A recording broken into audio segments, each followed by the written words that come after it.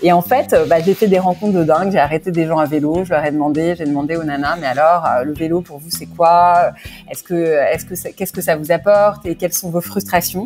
Et là, elles m'ont toutes dit, mais en fait, on n'en peut plus de choisir entre le chic et la fonctionnalité, quoi. Enfin, pourquoi on doit choisir ? Enfin, regarde cette sacoche là, mais à quel moment j'ai décidé d'être une femme néon, quoi ?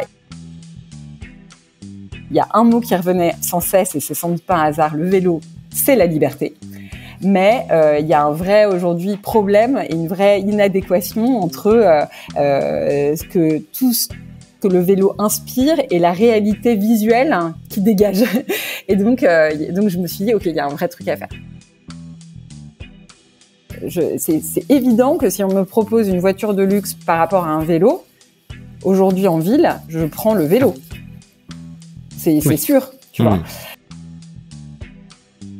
Bonjour et bienvenue sur le podcast En roue libre. En roue libre, c'est le podcast qui affûte votre connaissance du monde du vélo. Chaque semaine, je reçois un invité afin qu'il me raconte son parcours et son actualité. Avec lui, je vous partage des histoires inspirantes et on décrypte l'actu du monde du vélo. Je suis Antoine Taillefer et vous êtes En roue libre. En roue libre vous est présenté par Line. Line regroupe des experts dans tous les domaines afin de vous aider à créer des services, produits, contenus et expériences plus pertinents et en phase avec les attentes de vos clients. Si vous avez un projet dans l'univers du vélo, je vous invite à me contacter via LinkedIn.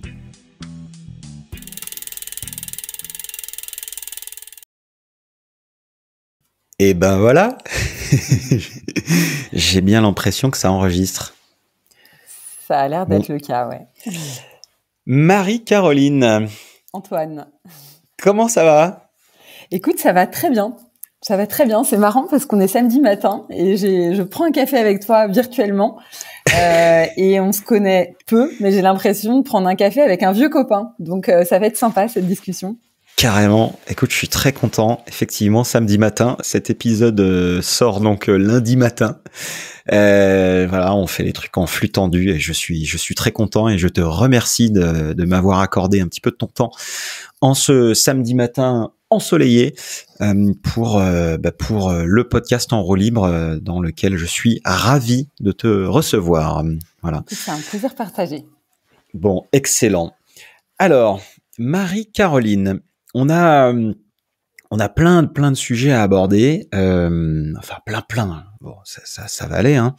Moi, ce qui me marque quand je vois ton parcours, c'est t'as fait 15 ans chez Dior et aujourd'hui t'es dans le vélo avec les petites rennes dont tu vas nous parler.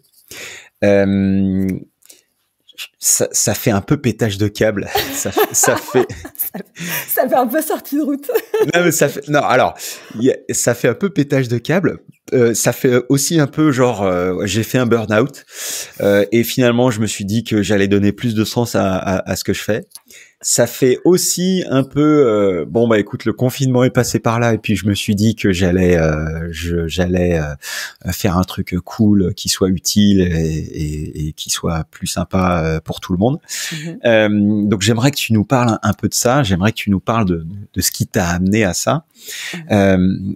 Et puis de ce que tu fais aujourd'hui avec les petites rennes, mais pas que, puisque t'es quelqu'un d'engagé et ça me va bien puisqu'en recevant la première femme du podcast En roue libre, c'est pas trop tôt, hein, vous me direz, mais en recevant donc la première femme du podcast En roue libre, j'avais aussi besoin d'entendre des personnes engagées aussi dans le monde du vélo et j'ai l'impression que c'est ton cas, donc tu vas aussi nous parler de cet engagement.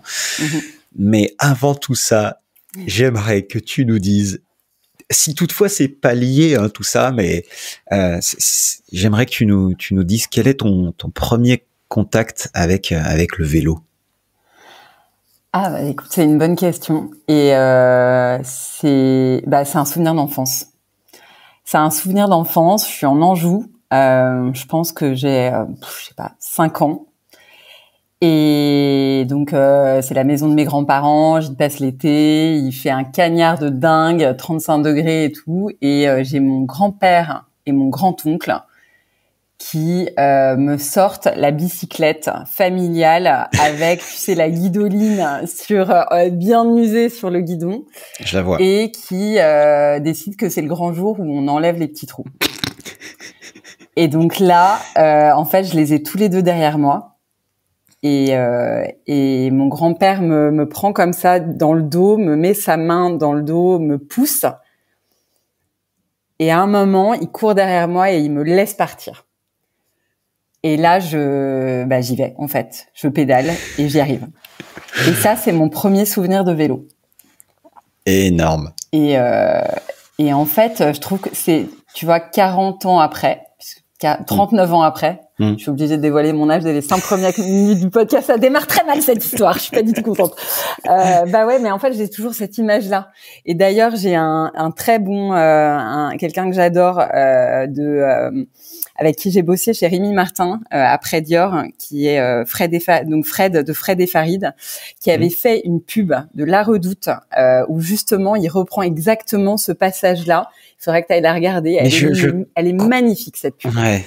Et en fait, elle montre, c'est un passage de génération entre une maman qui pousse sa petite fille à vélo, et tu vois la petite fille qui grandit, qui devient une ado, qui devient amoureuse, qui devient elle-même une maman, et qui elle-même va pousser le dos de sa fille à vélo pour qu'elle s'élance dans la vie, en fait.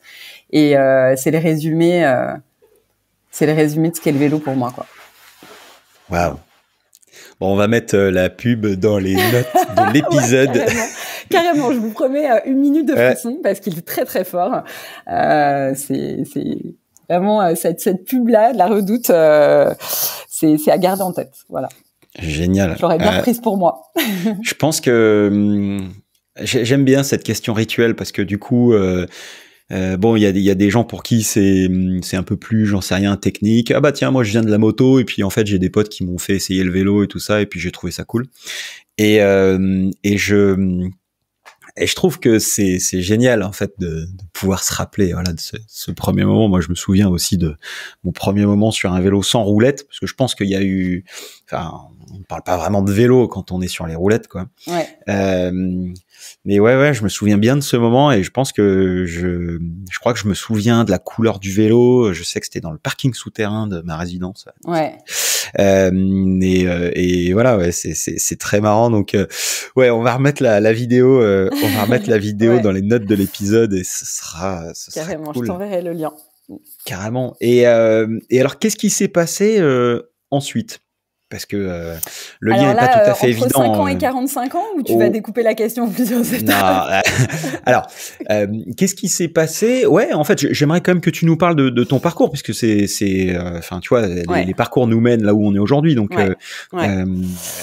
Alors écoute, je peux te la faire, n'hésite pas à m'interrompre, mais je vais essayer de te la faire de façon assez académique. Je suis née à Paris, je suis une Parisienne de cœur et j'ai grandi, j'ai adoré cette ville, je l'adore et pourtant je m'y suis énormément ennuyée. Parce que c'est une ville où quand on est une petite fille, on n'a pas le droit de faire grand chose et j'ai des parents en plus assez stricts, donc on peut pas dire que c'était en roue libre justement pendant mon enfance et mon adolescence. Et en fait très vite, pour moi ça a été une source d'inspiration, Paris, et je l'ai regardé un peu avec les yeux d'une touriste, toujours, tu vois. Et ça, j'ai jamais perdu ça. C'est-à-dire que pour moi, c'est le beau dans la pierre, le beau dans les atmosphères, le beau dans la poésie, le beau dans le mystère des rencontres. Je trouve que cette ville a une taille absolument fabuleuse. J'ai pas vécu dans des milliards d'endroits dans le monde, mais j'ai vécu en Allemagne, j'ai vécu un peu aux États-Unis, à New York, beaucoup de gens adorent, et je ne ressens pas du tout le même la même inspiration pour ces villes-là que pour Paris. Et en fait, Paris, pour moi, c'est aussi, alors c'est une référence qui date un peu, mais c'est À nous deux Paris. Et c'est Rastignac qui ouvre les volets comme ça et qui dit, voilà, à nous deux Paris, il y a une forme de tout est possible en fait. C'est marrant parce qu'on parle plutôt de ça pour New York et moi c'est Paris. Partant de là, avec mon côté un peu bon élève aussi et puis une envie furieuse de pas qu'on ne me dicte pas ma conduite, je me suis assez vite dit ta voie de sortie c'est de bien bosser en fait pour faire exactement ce que tu veux. Et donc après m'être tapé un violent avertissement de travail en 6e, j'ai juré qu'on n'y reprendrait plus. Et c'était parti un peu pour l'autoroute, tu vois, de la bonne élève. Mais j'étais foncièrement intéressée par ce que je faisais et tout, mais pour moi c'était déjà une question de liberté. En fait, j'ai grandi avec une maman qui a fait le choix d'arrêter de travailler pour s'occuper de 4 enfants, et ce que je trouve génial, elle a été fantastique pour nous. Mais à des moments de sa vie, ça l'a quand même vraiment confrontée à des problématiques importantes, d'indépendance, à des craintes aussi, parce qu'on a eu des soucis familiaux dans la famille qui ont fait que voilà, ça l'exposait un peu. Et je me suis toujours dit que je voulais pas vivre ça. Donc la liberté, elle a forgé dès le début mon parcours.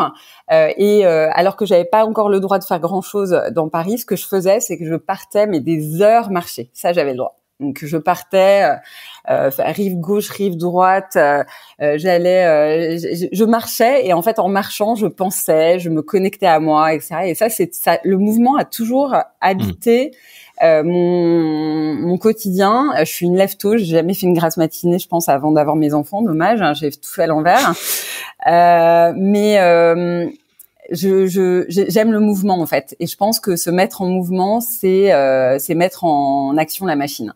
Et Paris est un formidable terrain de jeu pour faire ça, je trouve. Donc voilà. Donc ça m'a amené en prépa, ça m'a amené en école de commerce, ça m'a amené ensuite dans des premiers égarements, on va dire, parce que je me suis un peu cherchée et je savais que j'avais que j'aimais beaucoup le produit, mais à l'époque c'était les années de la finance très glamour où tout le monde était à Hong Kong en expat sur des jonques le week-end et tout, donc j'ai cédé un peu à l'appel de ces sirènes-là, et puis jusqu'au jour où je me suis retrouvée en salle des marchés à Londres en fin d'apprentissage, et la Société Générale m'a tendu un contrat super sympa pour rester à Londres et avec 6 chiffres, hein. Et là j'ai regardé le contrat et je me suis dit ok Marie, en fait t'as 2 options là, soit t'y vas, soit tu décides vraiment que tu fais ce que tu as envie de faire, et j'ai l'impression que ce que tu as envie de faire, c'est quand même partir de cette salle de marché et aller voir autre chose.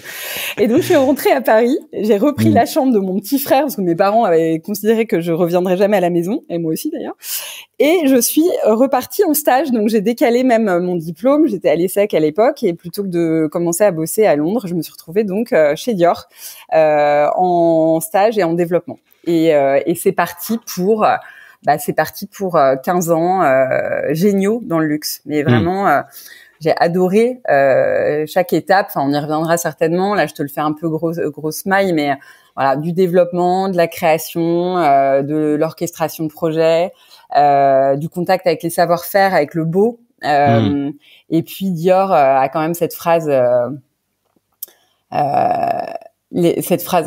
de dingue qui est je voulais rendre les femmes non seulement plus belles mais aussi plus heureuses. Donc en fait une espèce de mission, un espèce de why où tu te dis mais en plus je fais pas que du maquillage ou que du parfum. Dans mon cas c'est du parfum, c'est je rends les gens plus heureux. Et dans un sens ouais, parce que tu vois, porter un parfum c'est inscrire quelque chose dans la mémoire de quelqu'un, c'est établir un contact, c'est passer par autre chose que des mots. Et donc c'est déjà créer de l'émotion en fait, et donc ça me parlait énormément, et ça m'a porté voilà jusqu'à assez tard dans ma carrière, puisque j'étais encore chez Dior jusqu'en 2017, tu vois. Ok. Voilà. D'accord. Et alors après, je sais pas, je te laisse me réinterrompre si tu veux. Ouais. Mon long monologue. Non, mais c'est on est dedans, on est dans le parcours, et encore une fois, moi, ce qui m'intéresse et ce qui vous intéresse, vous qui nous écoutez, j'espère, c'est le cheminement en fait.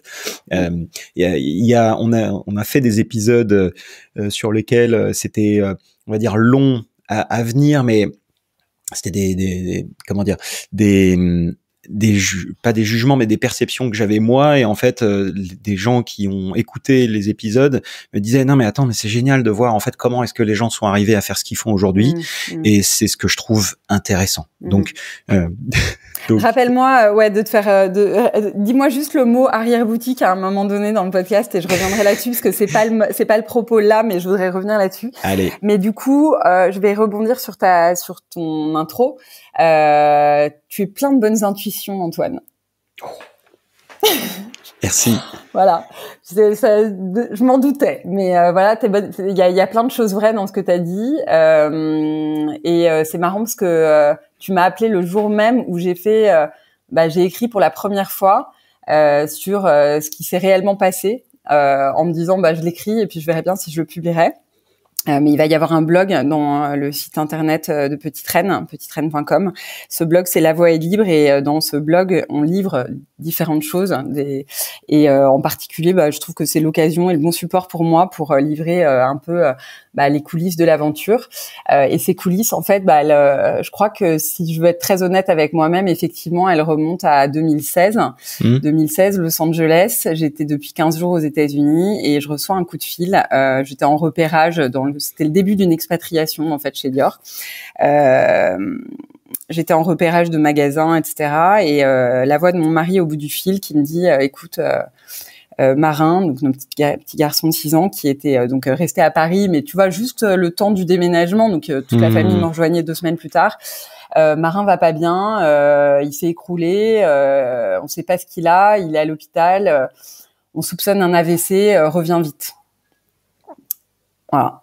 Et j'ai raccroché.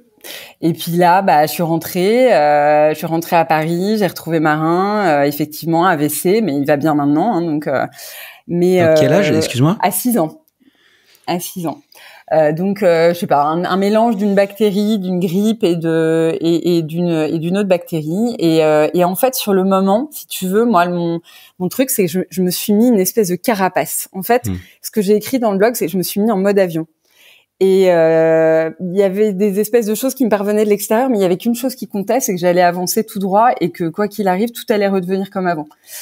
Et donc, j'ai fait des pieds et des mains pour que la rééducation se fasse en accéléré pendant 4 mois, qu'on reparte aux États-Unis pour se rendre compte que c'était bien sûr totalement impossible de prendre un job, de faire suivre mon petit garçon dans des conditions sanitaires équivalentes à celles de la France. Et by the way, on a tellement de chance de la façon dont on est vraiment aidé en France sur tous ces plans-là. Bref, au bout de 8 mois, retour Paris.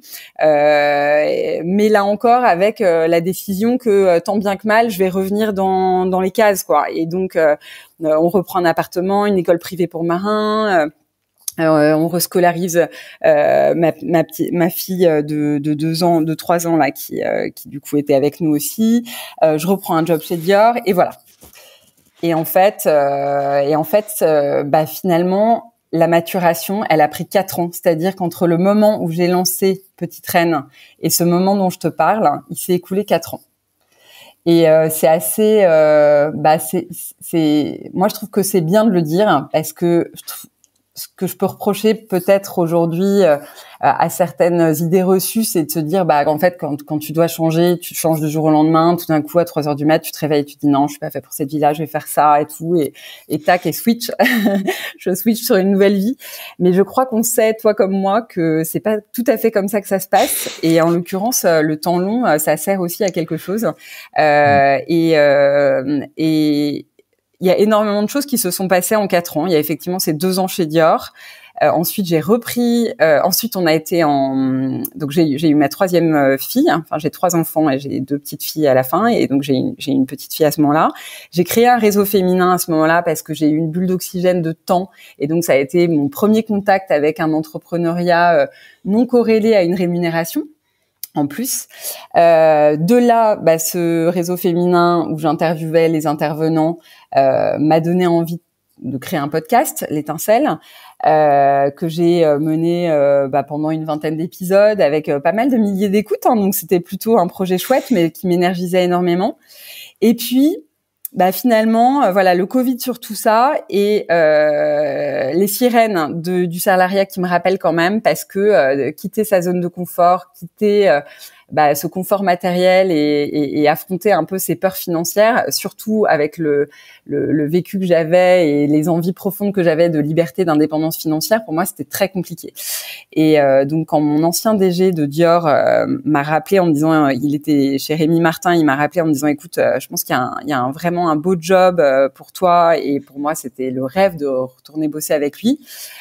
J'y suis allée, et puis en fait au bout de 6 mois, je me suis rendu compte que, alors que j'étais avec le manager de mes rêves, vraiment le meilleur patron que j'ai jamais eu, il me manquait un truc. Il y avait un truc qui était vide à l'intérieur, qui se sentait un peu comprimé, quoi. Et donc, donc je pense que effectivement, toute cette histoire, ça a cheminé lentement, finalement vers une conclusion qui est sans doute que oui, la vie est fragile. Alors on le sait tous plus ou moins, mais quand on l'expérimente de vraiment près, peut-être encore plus. Et le devoir de me dire aussi, en fait, j'ai envie de montrer le chemin. En fait, je crois que j'ai envie de montrer le chemin à mes enfants du fait que on peut être bien, on peut être libre, on peut faire ses choix. Et je crois que montrer ça à Marin, pour moi, c'était plus important que lui montrer qu'on était capable de partir à l'étranger ou que maman était capable de vendre plein de parfums et tout. En fait, je crois que cette liberté, elle revenait au centre du propos. Et c'est ce qui m'a convaincue. Donc fin octobre 2020, donc en post-Covid, entre les confinements, puisqu'on était sorti du premier confinement et on savait pas encore qu'on allait en vivre quelques autres. J'ai quitté Rémi Martin, j'ai quitté mon poste sur Louis XIII.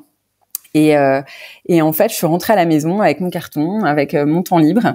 Et puis là, je me suis dit, je vais faire quoi maintenant? Parce qu'en fait, des idées, j'en ai des milliers, mais en même temps, j'ai pas l'idée, quoi. Donc, un peu un peu ce précipice. Alors, j'avais pas l'idée, mais j'avais déjà fait quelques pas en avant, parce que moi, j'ai toujours été un peu férue de développement personnel, et j'ai cru voir en regardant très rapidement ton joli parcours que tu étais coach aussi. Et en fait, moi, j'ai toujours adoré ce milieu-là. J'avais d'ailleurs hésité à le devenir moi-même. Et en tous les cas, j'ai eu la chance de rencontrer quelqu'un qui s'appelle Anne-Monique Céleste et qui m'a accompagnée sur une formation qui s'appelle l'élément humain. Et l'élément humain, la vocation de cette formation qui se passe sur 5 jours avec un groupe en collectif, c'est d'exprimer ta mission de vie. Donc Simon Sinek, il appelle ça le why, le fameux why. Et là, c'est vraiment ton why personnel. C'est pourquoi t'es né, quelle va être ta contribution au monde. Alors ça peut paraître un peu effrayant dit comme ça, parce qu'on se dit attends, moi je suis pas Michelle Obama, je suis pas une grande artiste qui va révolutionner le monde de la musique ou de la peinture. Et pour autant, on est tous nés pour une bonne raison et on a tous une contribution au monde à apporter. Et je trouve que déjà c'est très empowering comme démarche. Et en fait, cette première étape, elle a été, elle a semé une graine. C'était encore 2 ans, tu vois, avant que je me lance dans Petite Reine. Donc tout ça a mûri. Mais en tous les cas, je savais qu'à la fin, au bout de ce cheminement, il y avait quelque chose qui m'attendait, qui répondait à une mission. Et puis un jour, pour le coup, en terrasse, on était à Abbesse en octobre 2020. Donc une semaine après ma démission, et là je dis à une copine, mais en fait je vois une fille passer à vélo, je dis mais en fait pour moi le vélo c'est tellement canon, ça faisait 15 ans si tu veux que j'étais à vélo, on y reviendra, mais j'ai habité un peu à Francfort et tout, donc j'avais ramené ça de Francfort, et je dis mais en revanche voilà, c'est hyper important pour moi qu'on arrive à être élégante à vélo, je voudrais faire un truc là-dessus, peut-être un joli sac pour les vélos et tout. Et là Aurélie, ma copine, m'a dit mais attends, je t'arrête tout de suite, c'est pour toi, ce projet est pour toi, vas-y, fonce. Et en fait, je crois que j'avais juste besoin d'un truc auquel m'agripper, et donc le soir même, je déposais le nom de domaine de Petite Reine. Parce que Petite Reine, c'était, pour moi, c'était le vélo. Et les Petites Reines, c'était, c'est toutes ces femmes que j'imaginais sillonner la ville avec élégance, avec panache, qui avait cette capacité à réenchanter les grandes métropoles, en fait. Donc j'avais cette vision qui m'est tombée dessus, mais voilà, elle a pris 4 ans, en fait. C'est Je me suis délecté de ce passage et j'espère que vous aussi qui nous écoutez.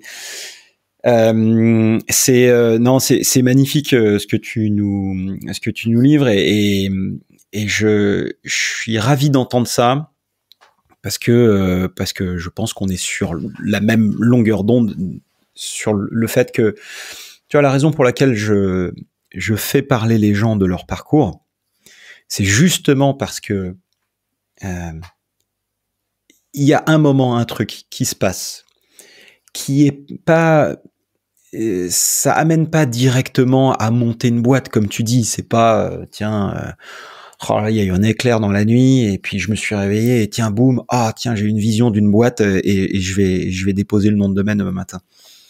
Mais c'est des petits événements, des petites choses, des faits de vie et dans ton cas, c'est ce qui aurait pu être un drame qui fait prendre conscience d'eux et voilà, on a parlé burn-out, on a parlé de choses et on a tous une manière différente d'accéder à notre mission de vie.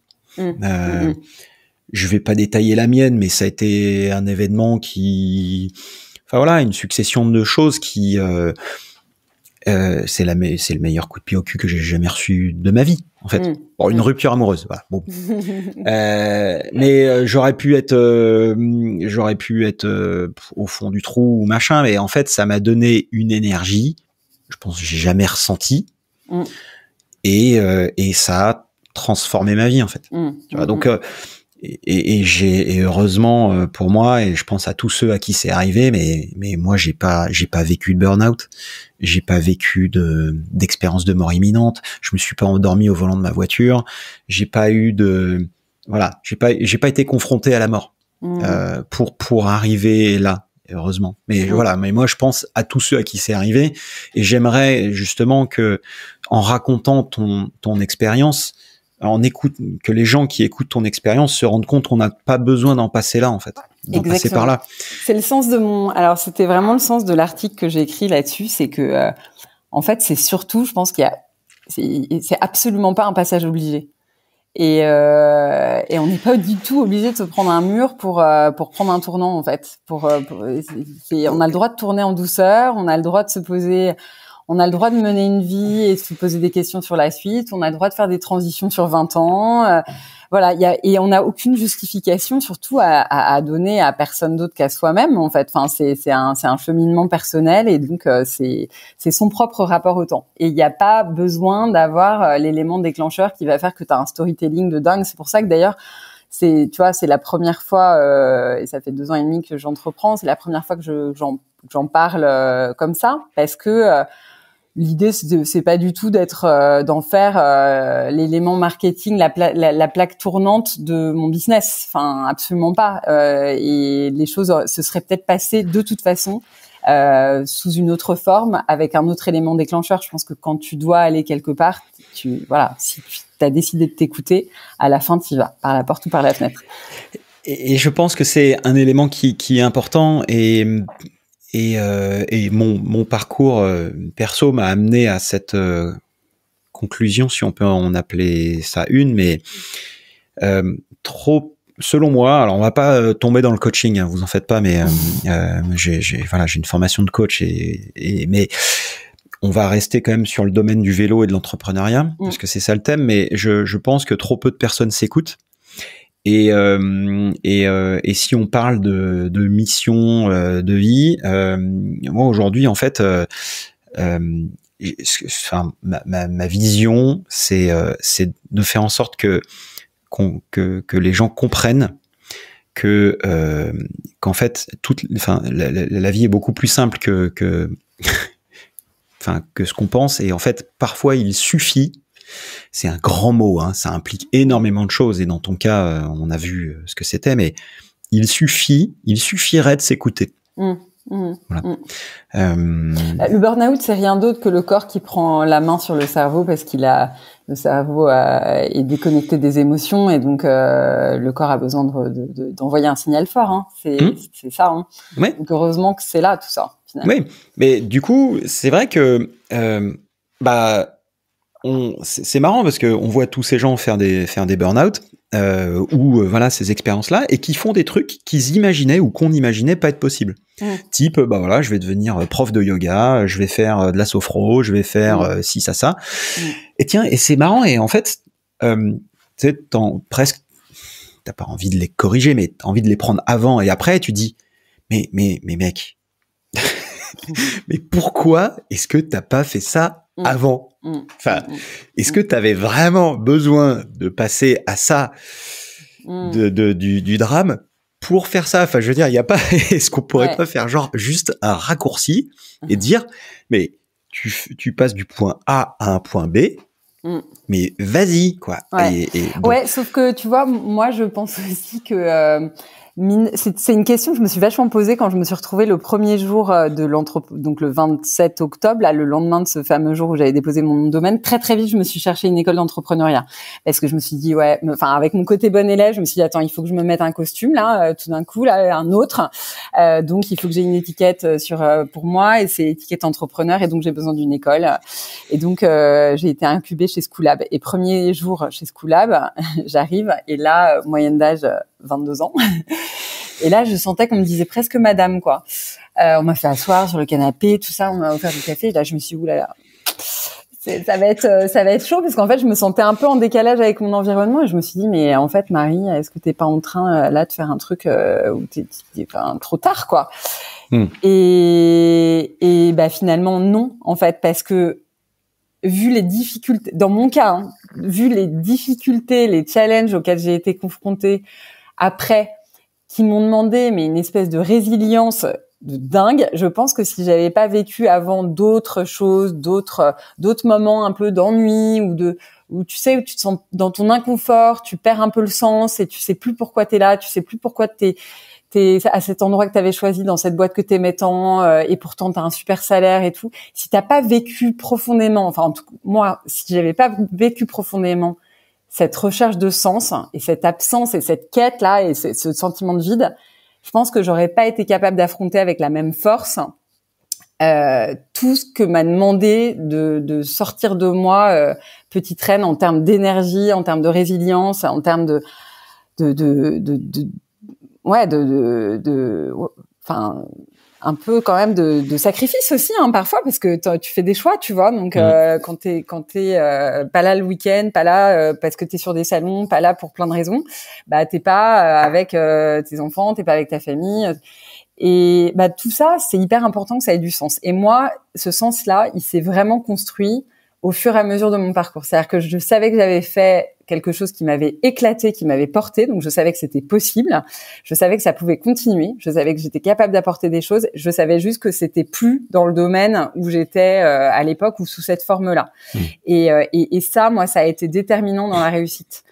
Parce que du coup, je savais ce que je voulais et ce que je voulais plus. Et je pense que dans beaucoup de cas, ça peut faire plus la différence dans la réussite d'un entrepreneur. Non pas que je considère que j'ai réussi, mais je considère que mon aventure entrepreneuriale est une expérience qui me réussit et qui m'épanouit. Eh bien, je pense que c'est plus une question effectivement de sens que de skills. Vraiment. Enfin, moi, c'est ça qui m'a fait passer les étapes les unes après les autres. Et pour rebondir sur ce que tu dis, j'ai eu le sentiment qu'il y avait une sorte de timing imposé, cadré un peu pour tout le monde, et que en gros, bah à 30 ans, t'es sorti d'école de commerce et donc du coup, enfin, je fais en grosse maille. Évidemment, l'école de commerce n'est pas le parcours obligé pour tout le monde, mais moi je l'ai fait, donc bon. Parce que je m'y suis senti obligé.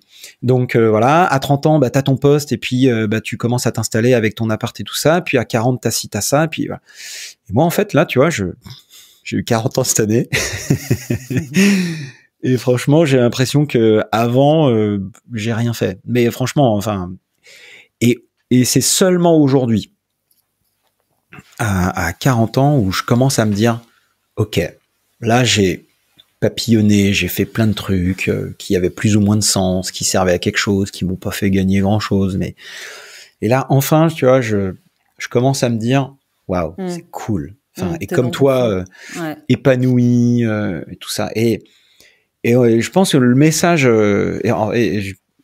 pardon, mais je pense que, enfin, mon expérience aussi, c'est que, en fait, je me suis auto-déprimé, et à un niveau, mais stratosphérique. Enfin, je veux dire, non, mais quand je dis déprimé, c'est vraiment tomber, mais loin, bas, profond, quoi, tu vois.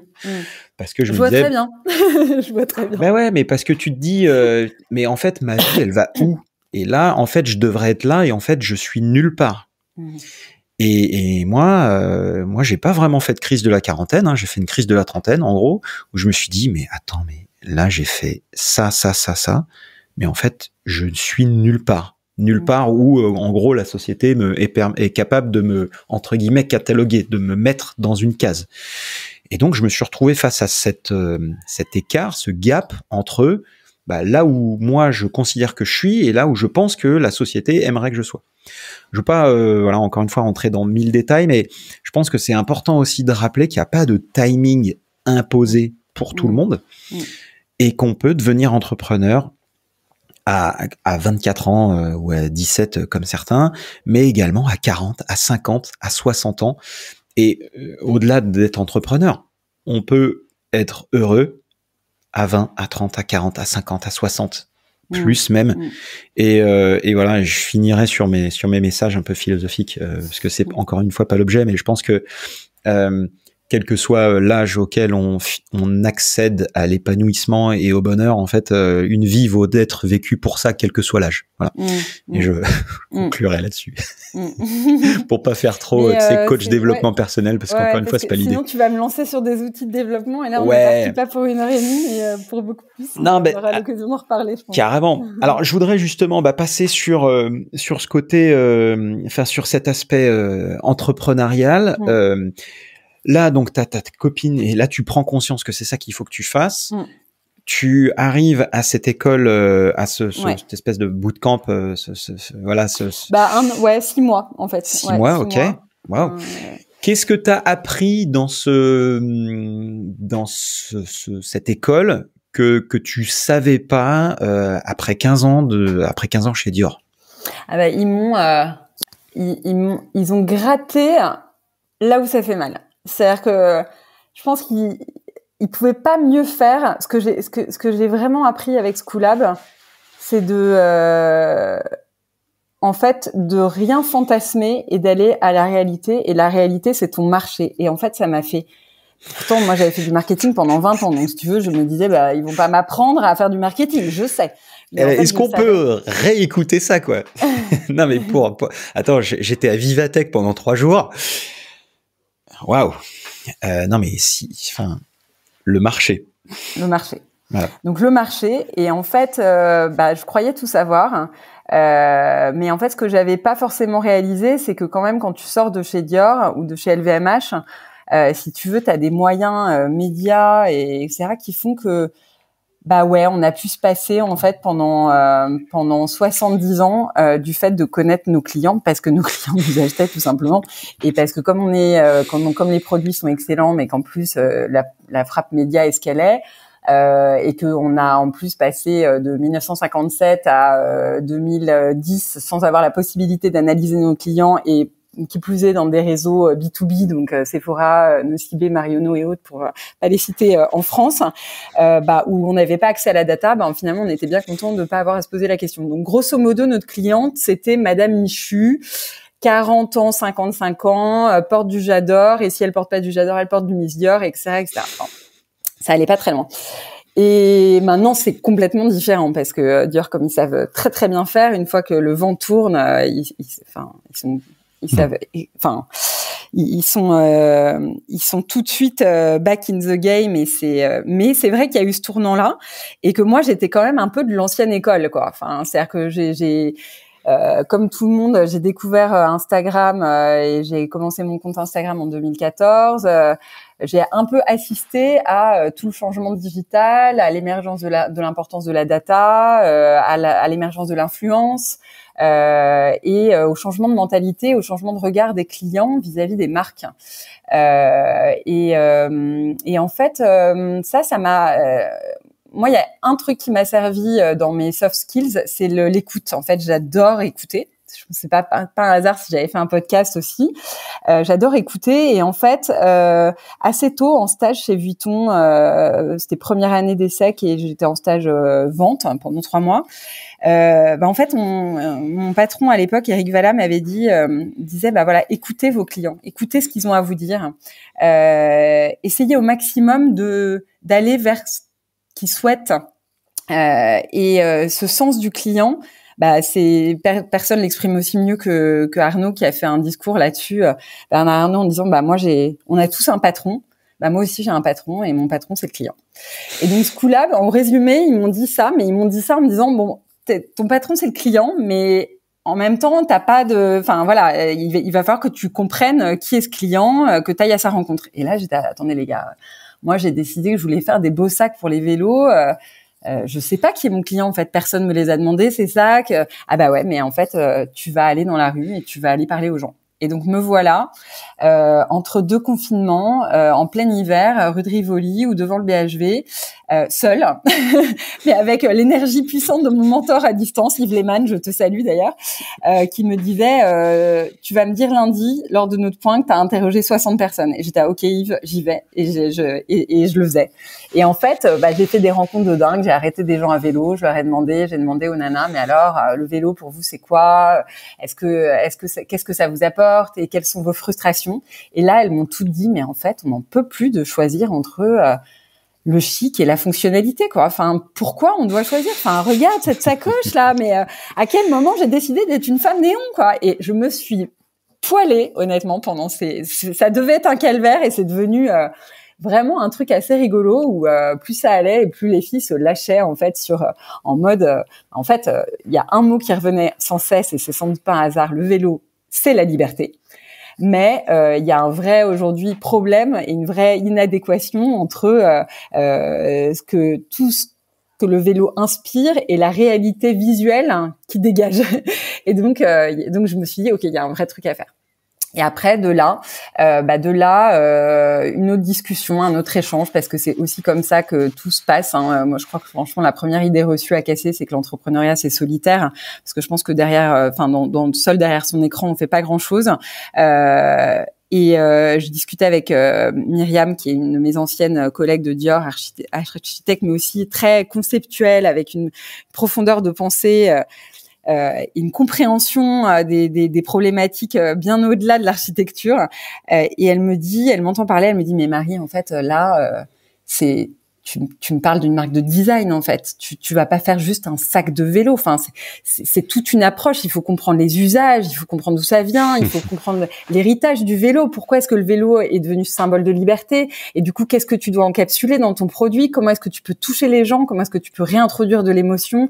Elle m'a envoyé, je me souviens, ce dessin extraordinaire où c'était des poumons qui étaient faits avec les parties d'un vélo en fait, comme pour montrer qu'on pouvait rendre le vélo à nouveau émotionnel, organique, un cœur battant quoi. Et voilà. Et après, écoute, le choix du roi. Elle m'a présenté 2 designers aussi talentueux l'un que l'autre. On a eu un vrai coup de cœur avec le premier que j'ai rencontré. Et moi, je suis de nature assez impulsive, intuitive, donc je lui ai dit go à la fin de la première réunion. Et ça fait 2 ans et demi que Fred m'accompagne avec son équipe, Fred Fretty, Katia Liebig, Anne Sheldon Duplex qui est à New York. Et c'est le trio avec qui j'ai déroulé la première collection. Et pour la petite histoire, sur le devis, pourtant Fred, il est vraiment pas né de la dernière pluie, quoi. Il a été pendant 10 ans, il a dirigé le cabinet de Jean-Marie Massot, donc c'est vraiment, en termes de design, il a roulé sa bosse. Eh bien, on avait écrit tous les deux avant-projet 4 semaines, projet de développement 6 semaines, et puis, le tout tenait dans 3 mois, et le panier devait sortir pour la fête des mères 2021. Ok, on était le 23 janvier 2021, donc en 4 mois. Et 2 ans plus tard, il était toujours pas sorti en fait le panier. Enfin, j'exagère. S'il est sorti, il a mis 2 ans en fait. Il a mis 2 ans, ce qui est finalement pas une aberration, parce que venant du monde du parfum, on démarre un développement parfum 3 ans avant sa mise sur le marché, avec pas mal de moyens, mais t'as tendance à penser non, mais dans ces grosses boîtes, on passe tellement de temps en réunion. En fait, c'est à cause de ça. Hein, et puis les ingénieurs PAC, peut-être qu'ils mettent longtemps à trouver les bons contacts. Moi, je vais faire beaucoup mieux. Tu parles, en fait, tu te rends compte que tu dois beaucoup de respect à tes ingénieurs PAC parce que tu les as bien maltraités pendant des années en pensant que ça allait pas assez vite. Et en fait, l'industrie, c'est une itération, etc. Donc voilà. Donc c'est né comme un projet de design dès le premier jour. C'est né comme un projet de co-création parce que ça a été inspiré des 400 femmes que j'ai interrogées pendant ces 3 mois, donc en physique, mais aussi en interview, tu vois, par téléphone beaucoup, hein, parce on naviguait dans les confinements, et ça m'a permis de toucher aussi Paris, mais pas seulement, tu vois, l'étranger, la province, et c'est fou parce que j'ai encore les verbatims de toutes ces femmes, et le mot liberté revient dans 99,9% des cas, tu vois. C'est magnifique. Ouais. Donc ça a été voilà, petite reine, la voix est libre. En fait, la tagline vient de là. C'est que il fallait qu'il y ait le mot liberté absolument. Voilà. Superbe. En t'écoutant, je me dis mais là t'as interrogé 400 femmes. Là aujourd'hui, on a un panier. Mais qu'est-ce que t'as foutu, Marie-Caroline? Non, mais parce que je comprends parfaitement que voilà, encore une fois, le process d'industrialisation, quand tu me dis 2 ans, bah ça m'étonne absolument pas du tout. Là, aujourd'hui, dans l'industrie du vélo, voilà, c'est des délais qui sont classiques, je dirais. Maintenant, comment dire? J'imagine t'as dû avoir plein d'idées. Enfin, je veux dire. Ouais. Enfin, est-ce qu'il y a, là, tu pars sur un panier, mais est-ce qu'il y a d'autres trucs qui sont en train d'arriver? T'as d'autres idées, d'autres choses? Enfin, c'est quoi le? Voilà. J'en ai plein et je me contrains à rester quand même sur un certain focus parce que la difficulté quand on a un tempérament comme le mien avec comme dirait Fred, il y a beaucoup de gens dans ta tête, Marie-Caroline, ce n'est un secret pour personne, mais la difficulté c'est du coup de rien faire bien, et à la fin, moi, ma grande leçon quand même de ces 2 ans et demi, c'est que la journée elle fait 24 heures pour tout le monde, hein, et que quand t'es seul ou avec une équipe réduite, et pourtant j'ai des gens vraiment qui ne ménagent pas leurs efforts, mais on est voilà, j'ai une salariée et sinon j'ai une stagiaire, j'ai l'équipe design qui bosse, mais comme s'ils étaient intégrés à l'équipe, mais voilà, et j'ai Marie qui donne beaucoup plus que ce qu'elle devrait donner, 2 jours par semaine, 2-3 jours par semaine sur la DA, la com et tout, mais en fait le temps est super limité, et donc c'est un devoir, si tu veux, même vis-à-vis de tous ces gens qui s'investissent avec moi, de pas partir tout de suite dans tous les sens et d'essayer de canaliser au maximum les énergies. Donc pour moi, l'essentiel c'est de garder la vision, et cette vision, c'est elle a pas changé depuis le départ. Cette marque est une marque de design, mais c'est aussi une communauté de tous ceux qui s'élancent vers une liberté, vers un cap, et se mettent en mouvement et sont leur propre moteur. Et ça, c'est le, on va dire que c'est le chapeau. À partir de là, aujourd'hui, ça commence par un panier parce que je viens du produit. Je pense qu'il y a un vrai besoin. Je pense qu'il y a vraiment quelque chose à faire pour aujourd'hui allier l'utile à l'agréable et lever des freins qui sont pas négligeables, qui sont ceux de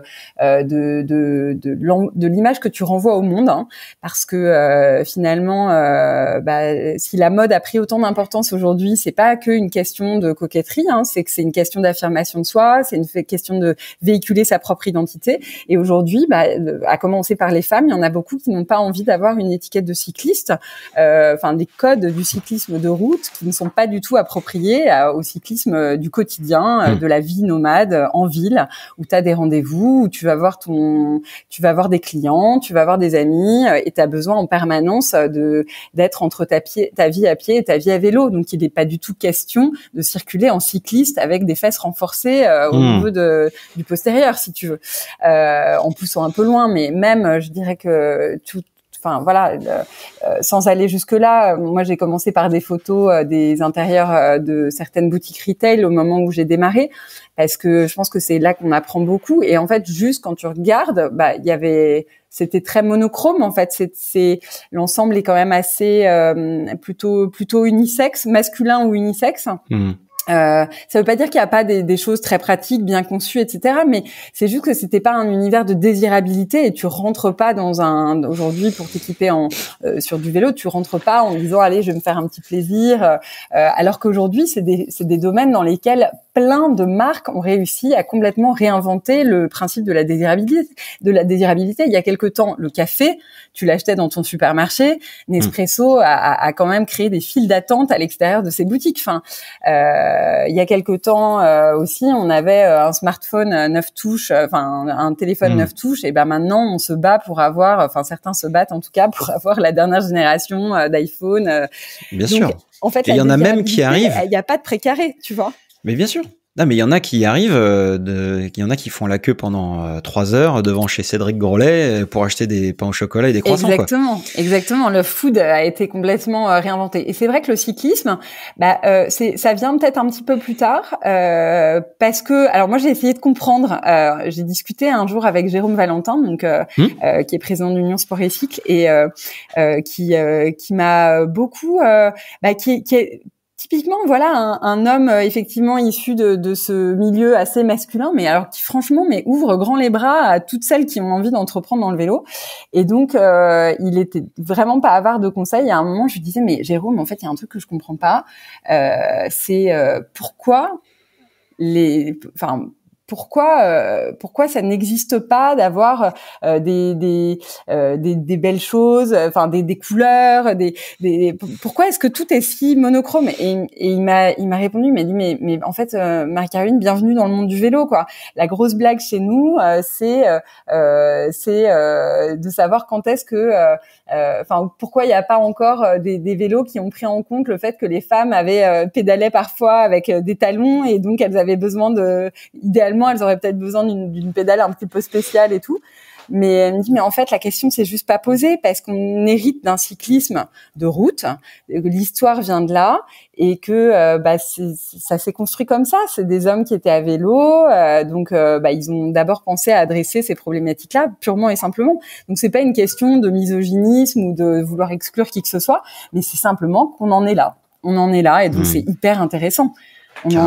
Parce que en fait, c'est une porte ouverte à énormément de choses et de richesses, et je pense que le changement des usages côté aussi utilisateur, tout simplement, va faire beaucoup, parce que tant que le cyclisme est resté pratiqué principalement en cyclisme de route ou en trail, il y a pas de raison d'aller créer quelque chose qui du coup ne trouve pas son marché, alors que maintenant, moi j'habite à Paris, aujourd'hui il y a plus de vélos que de voitures dans énormément d'artères dans lesquelles je fais mes trajets tous les matins. Enfin, c'est hallucinant, y compris des gens qui avant avaient leur voiture pour faire 2 kilomètres. Donc là, maintenant, il y a un vrai changement, et du coup, on va pouvoir adresser ce changement-là aussi du côté des entreprises, en fait, qui créent dans ce domaine.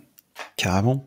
C'est un sujet que j'ai hâte aussi d'aborder avec Céline Forestier de Cyclable, puisque je m'étonne moi aussi quand je vois des magasins de vélo d'avoir des atmosphères qui sont effectivement très neutres, un peu en mode atelier, workshop, où ça sent un peu l'huile, et où et ça tape du marteau, et où on a un peu les mains dans le cambouis.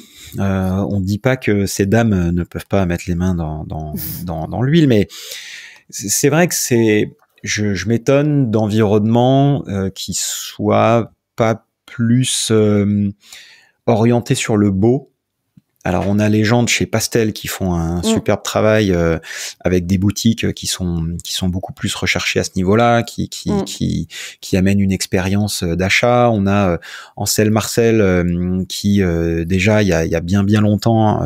Là on parle de choses sur Paris. Hein, désolé à vous qui habitez en dehors de Paris, mais je parle de ce que je connais. Si vous avez des boutiques très très jolies à nous montrer dans d'autres villes, n'hésitez surtout pas à m'envoyer. T'as des Ansel Marcel ailleurs maintenant. Non, mais Ansel Marcel évidemment, Pastel, mais il y a effectivement 2 et moi j'habite dans le 3e, tu vois, donc il y a pas mal de concept stores comme ça. Ouais. La Résonance aussi qui fait des très jolies choses, et je sais pas si tu as eu l'occasion d'aller dans la nouvelle boutique. Alors on va faire un petit peu de pub, mais ils sont super sympas, je les adore. J'espère que tu auras l'occasion d'interviewer le fondateur. Moi, il y a beaucoup de marques de vélos avec qui on a sympathisé, ils en font partie. Voltaire. oui, en fait, quand je suis sûr. allée dans leur boutique et qu'ils ont inauguré le mois dernier, j'ai dit à Grégoire, le fondateur, je lui ai dit, disons que j'ai l'impression d'arriver chez Cézanne. Ouais. Et il m'a dit, tu peux pas me faire plus plaisir, en fait. Bien sûr. Et clairement, il y a vraiment la dimension Cézanne-like, lifestyle, mais c'est pas les seuls, tu vois. J'étais avec Vélo in Paris là, avec la marque Renbike, qui est une super jolie marque qui assemble en France, et ils avaient leur dernière petite merveille, la turquoise. Les gens s'arrêtaient parce qu'ils trouvaient que la couleur était trop sympa, et personne ne regardait le dérailleur, les trucs comme ça. Enfin, je veux dire, donc tu sens qu'il y a des choses qui bougent, en fait. C'est intéressant. Ouais. Parce que ça veut dire que ça va commencer à être accessible au plus grand nombre, en fait. Quand ça sort de l'expertise, pour moi, c'est vraiment un phénomène de démocratisation qui est hyper positif, parce que on en a vraiment besoin d'un point de vue environnemental aujourd'hui. C'est absolument nécessaire, en fait, pour changer le visage des villes et pour que les villes continuent à être agréables à vivre. Le vélo va être complètement clé. Donc moi, je me réjouis de ça. Donc c'est absolument pas accessoire, cette question, en fait, de couleur, de code, de désirabilité, de remettre, en fait, de l'envie. Parce qu'en fait, c'est comme tout, hein. C'est comme se mettre au sport, hein. Parce que on peut estimer, enfin, d'ailleurs, c'est un peu un sport, mais j'ai un peu en tête quand même l'image de, tu vois, retour de l'été, t'as pris tes 3 kilos et tu dis, allez, je vais me mettre au sport, je me prends un abonnement et tout. Mais en fait, si l'envie est pas là, les clubs de sport, ils font leur business là-dessus, hein. C'est que tu mets pas les pieds de l'année et t'as payé ton abonnement pour rien.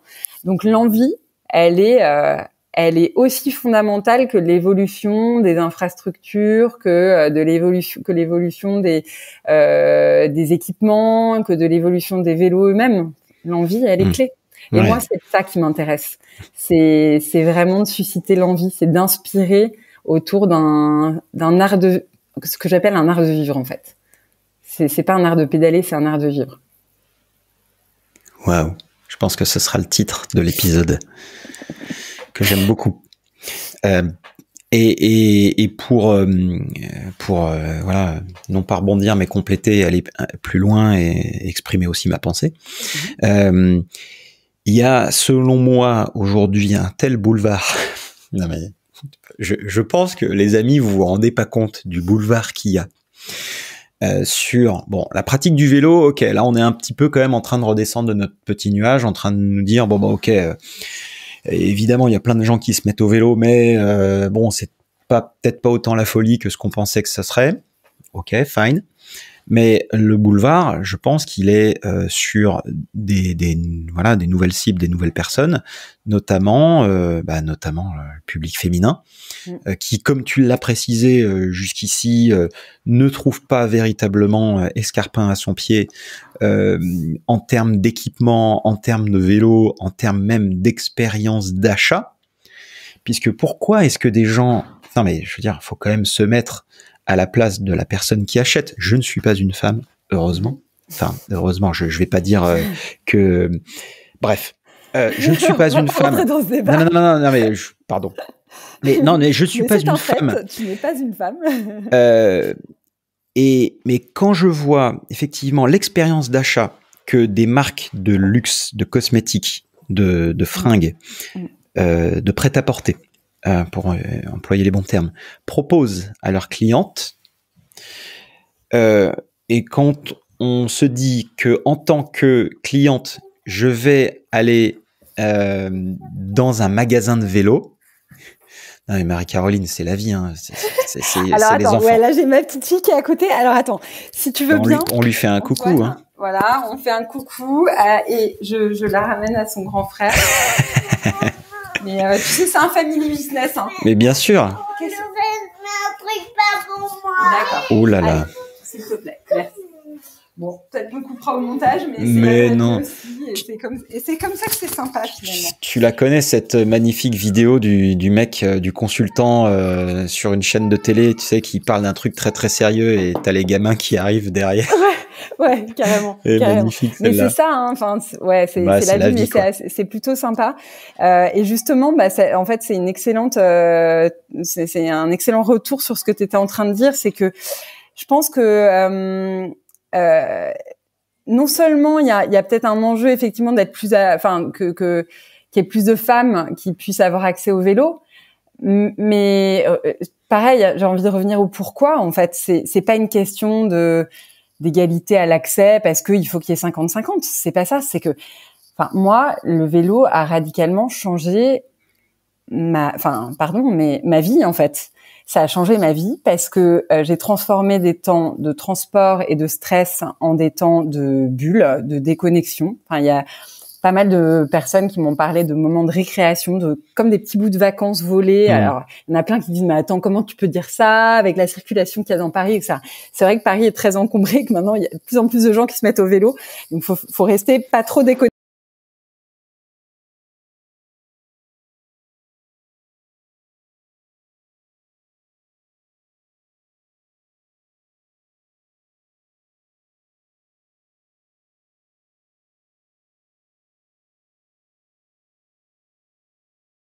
Voilà, il se passe des choses.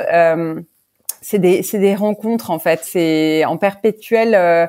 C'était en perpétuelle interaction avec ton environnement et en plus c'est une maîtrise de l'agenda de dingue. C'est-à-dire que tu pars d'un endroit, tu sais exactement à quelle heure tu vas arriver et ça t'allège beaucoup de charge mentale et puis ça te permet d'intégrer un peu de temps dans ta journée pour toi en fait tout simplement. Et moi honnêtement c'est pas rare que j'ai trouvé les bonnes idées sur lesquelles je butais devant mon ordi 2 heures avant à m'exprimer en me disant mais il faut que je sorte absolument que je trouve absolument cette idée, la solution à ce problème et tout, et en fait c'est en pédalant que je la trouvais. Donc moi c'est en ça que je pense que le vélo est vraiment je pense que ça va changer la vie de beaucoup de gens et j'ai forcément, ayant évolué dans des environnements à forte population féminine, je me dis que c'est hyper approprié à toutes ces femmes qui, on a quand même tendance un peu à se couper un peu les moments de ce que j'appelle le me time, tu vois, ces moments pour soi. Et là, c'est une façon hyper organique de les remettre dans sa journée et de se sentir bien en fait. Et du coup, t'arrives chez toi, t'as coupé peut-être un quart d'heure, 20 minutes. Tu vois, moi j'ai un trajet d'1 quart d'heure le matin, c'est pas beaucoup, mais n'empêche que quand je le fais pas et que je prends le métro à la place, c'est vraiment double peine en fait. Je l'ai pas eu et en plus je me suis tapé le stress du wagon de métro blindé. Donc mon enjeu il est là et en fait on se parle finalement ça reboucle avec mon parcours. Je viens de Dior et je vais dans le vélo. Est-ce un pétage de câble ? Je sais pas parce qu'en fait je me demande si le luxe il s'est pas déplacé. Tu vois ? Je me demande si le luxe aujourd'hui il est pas justement d'être dans le moment, dans l'instant présent. Déconnecté d'un iPhone, en connexion avec l'extérieur, en connexion avec toi, en connexion avec ton corps, et en plus en te permettant, si tu veux, de transformer la contrainte en une opportunité de, tu te déplaces, tu profites de la ville, tu la regardes, donc c'est un vrai luxe pour moi en fait. Moi vraiment, c'est évident que si on me propose une voiture de luxe par rapport à un vélo, aujourd'hui en ville, je prends le vélo. C'est sûr, tu vois. Donc le luxe s'est déplacé et ça, moi, c'est aussi le message que j'ai envie de porter. C'est-à-dire que je pense que c'est assez important de se dire que le vélo, c'est pas effectivement que c'est pas qu'une histoire de cambouis, qu'une histoire de pneus crevés. Oui, certes, ça existe, mais enfin, je veux dire, ça existe aussi pour les Ferrari, quoi. Enfin, faut arrêter. Enfin, tu vois, et tu t'emmènes bien ta voiture chez le garagiste, tu vas bien à la pompe à essence mettre de l'essence. Enfin, voilà, il y a aussi des choses qui sont très pénibles autour de la voiture, mais c'est pas de ça dont on parlait jusqu'à présent, c'est de l'expérience. Bah, là, c'est pareil, l'expérience à vélo, elle est fabuleuse. Elle te permet d'investir ton quartier, des destinations où tu vas, des villes que tu découvres à vélo, et donc c'est vraiment, c'est vraiment une autre façon de voir le monde en fait. Voilà. Je trouve ça top. Il y a deux choses que je trouve particulièrement intéressantes là-dedans, c'est Idriss Ibn Mansour que j'ai reçu sur l'épisode précédent, qui lui me disait que le vélo est en train de devenir un objet statutaire. Il y a en 2007 l'iPhone est devenu, je veux dire, il y a eu un avant et un après 2007. Et attends, Marie-Caroline, si tu dois dire aux enfants, attends, je peux dire aux enfants, les enfants, j'enregistre là. J'ai besoin de calme, s'il vous plaît. Là, tu vois, j'en ai un de 13, un de 8 et un de 4. Donc, en fait, magnifique. Si tu leur fais pas ça, c'est carton rouge. D'accord. Ils s'en foutent. Non, mais c'est pour ça que je préfère que tu leur dises, calmement. Marin me dit, je ne m'en fous pas, que tu leur dises plutôt que tu stresses devant ton écran en disant, ils vont me. Ouais. Non, mais c'est pour toi. Je veux pas te faire passer des heures à la retouche. Non, t'inquiète, ça prend rien du tout. Moi, je n'ai aucun problème à ce qu'on entende la voix de mes enfants derrière, mais voilà. Ça va. Okay. Non, mais du coup, c'est vrai qu'il y a eu un avant et un après 2007. À partir de 2007, on a commencé à se dire qu'un iPhone posé sur la table, c'était quand même un truc qui permettait de se distinguer et de montrer que t'étais, que ça allait, quoi. Mais avant 2007, je veux dire, le téléphone, on avait strictement rien. Quoique, bon, quand même, il y avait deux, trois trucs. T'as eu le Nokia. Non, mais le 6690, là, le tout petit, t'avais le StarTAC, machin. Bon, t'avais quand même 2-3 trucs. Mais c'est vrai que c'était pas complètement arrivé au niveau de l'iPhone où là, c'était tellement une référence et voilà. Et donc, du coup, ce que je trouve intéressant, c'est que aujourd'hui, avoir un beau vélo, c'est effectivement un objet statutaire. Alors, malgré le fait qu'évidemment, il y a ce sujet du vol, que tu peux pas il y aura des solutions à tout ça. Bien sûr, et c'est en train d'arriver. Mais c'est une très bonne nouvelle, ce côté statutaire. Alors, on pourrait le voir autrement, en se disant, mais finalement, toujours revenir à l'image, toujours revenir...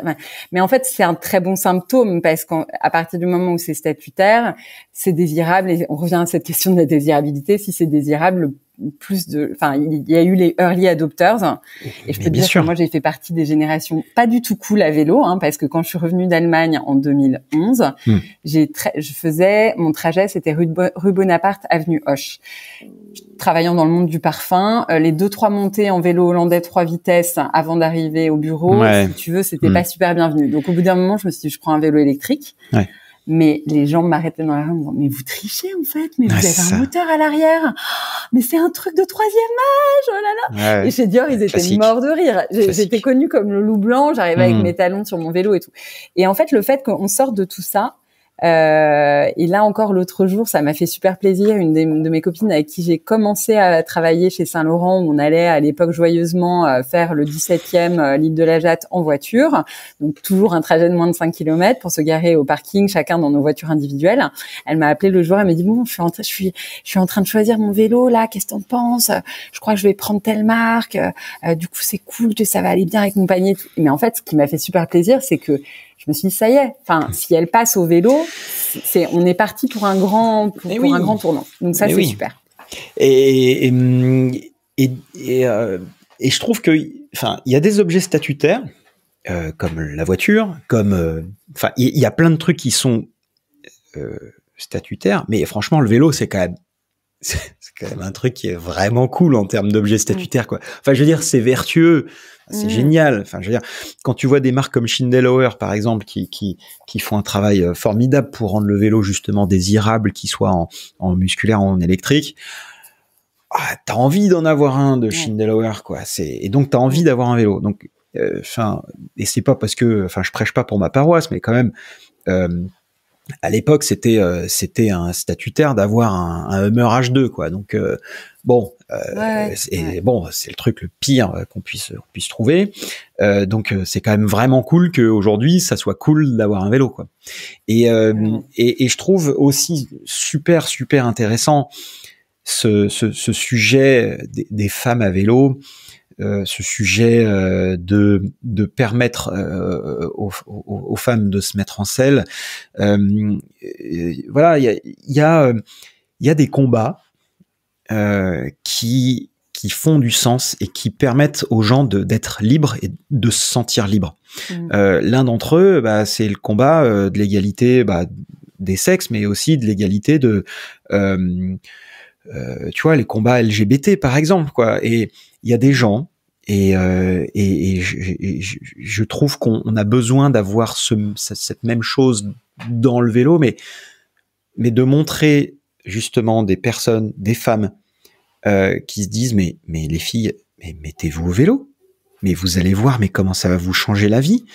Tu vois, de porte-parole, de gens qui montrent, qui témoignent à quel point le vélo peut être signe de liberté.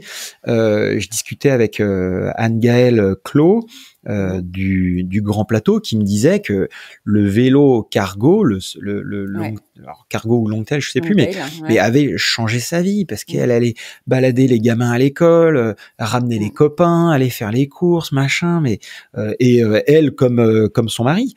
Et donc à quel point le vélo a pu changer la donne chez elle, ça a été, et ça, en fait, il faudrait qu'il y ait plus de monde qui le découvre, parce qu'aujourd'hui, moi, j'ai un podcast dans le vélo et je m'intéresse au vélo, très bien, mais et je suis au cœur de la meule, mais il faudrait qu'il y ait plus de gens qui entendent ce message.